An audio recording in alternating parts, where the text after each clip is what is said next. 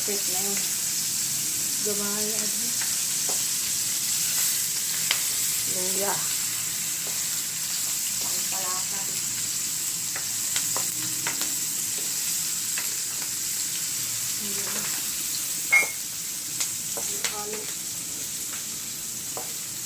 Ginataang pusit ba? Ginataang pusit. Yan. Oh. Lulod na yan. Halo-halo na yan.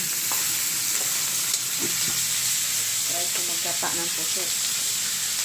Anong lasa nito ngayon?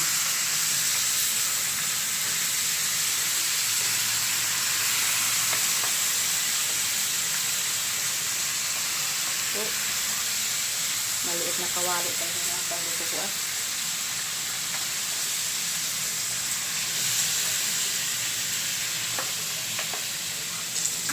Malaki. Pero mahirap maghalo ma? Mahirap? Mahirap. Mahirap.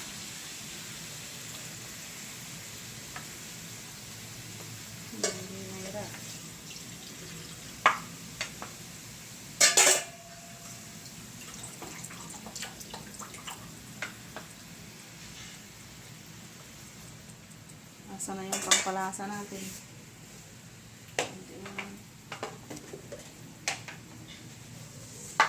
Kunting asin.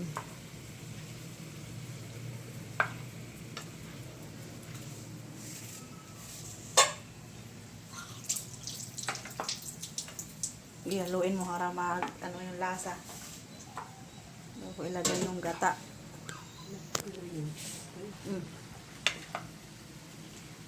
Irmat nagluto.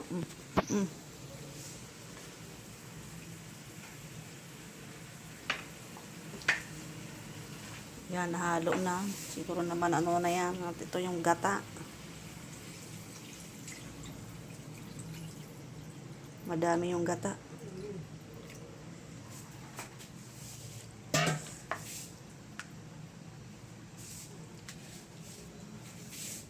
Paminta. Ginataang pusit. Psst, ganun. Hindi yung isa. Ay, yan pala. Yan. Paminta. Yan. Akin na yung magic sarap ma. Para maglasa talaga siya. Umulan. Ma, yung uniform ko ma. Sampayan? Ulan naman siguro. Ay, kabayo.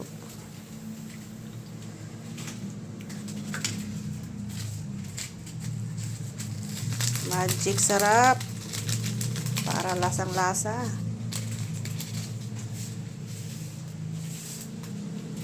Kunting kulo. Ginataang pst, yan.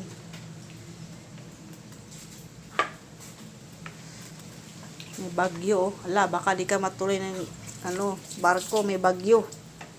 Ano yung balita? Lambot.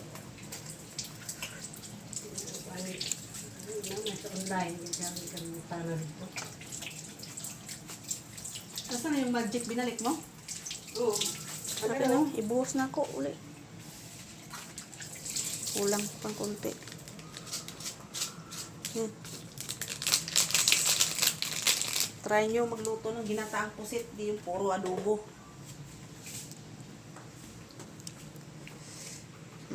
Konting kulo. Ang ganda ng kawali ko, nangitim na yun. Yan talaga pag na gamit na. Tikman ko na.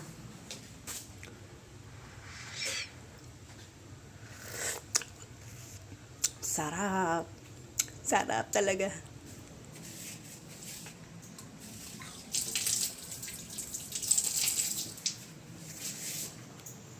Kumulo yan. Mamaya kulo. Yung sili.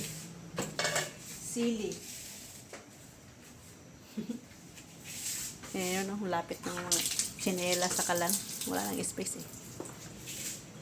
Native na sili. Aha. Yan, kumulo-kulo na.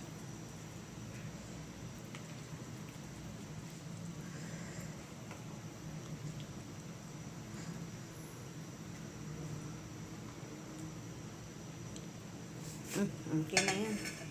Pakuluin ko na lang ng konti. Pwede na.